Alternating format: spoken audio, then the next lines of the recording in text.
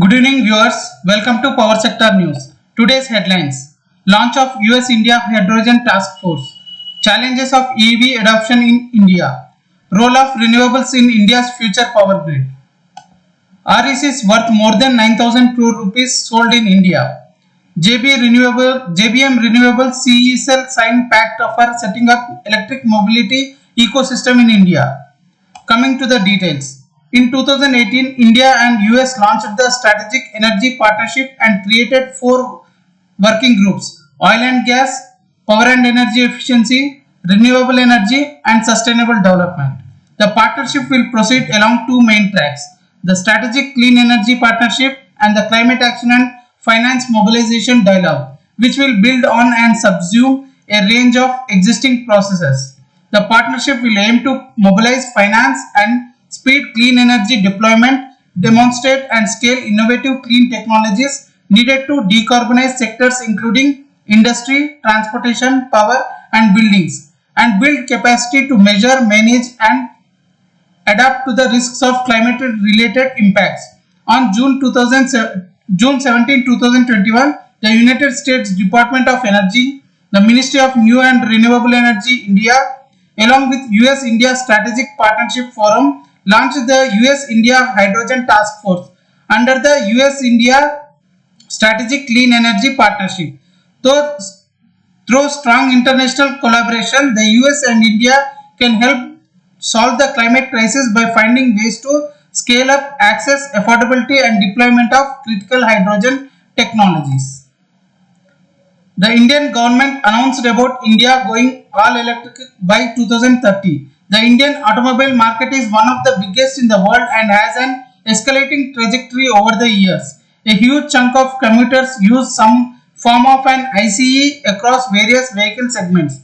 The International Energy Agency has made an estimation that only about 30% of vehicle sales in India will be electric vehicles by 2030. It is also speculated that the most of the electric vehicle drive will be pushed by two-wheeler and three-wheeler market in the country. India's EV market and charging infrastructure is in very nascent stage, and the number of electric vehicles and charging stations can be counted to few hundreds. Then we come to the challenge of the time constraint. A fast 300 kilowatt charger will take around 20 minutes to charge an electric vehicle to near full capacity.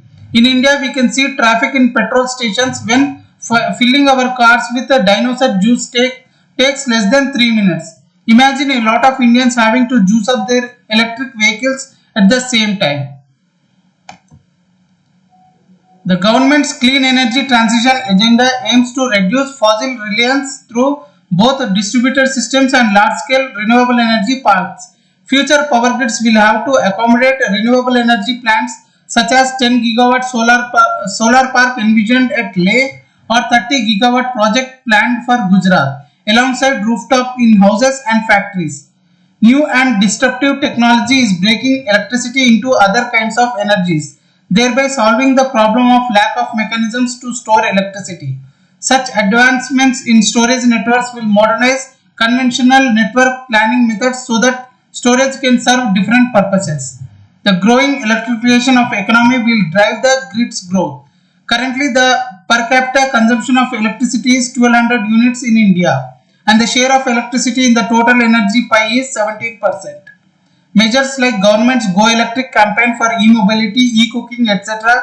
are expected to raise this share to 26% by 2040. Further initiatives like One Sun, One World, One Grid is expected to strengthen the move towards cross-border interconnections.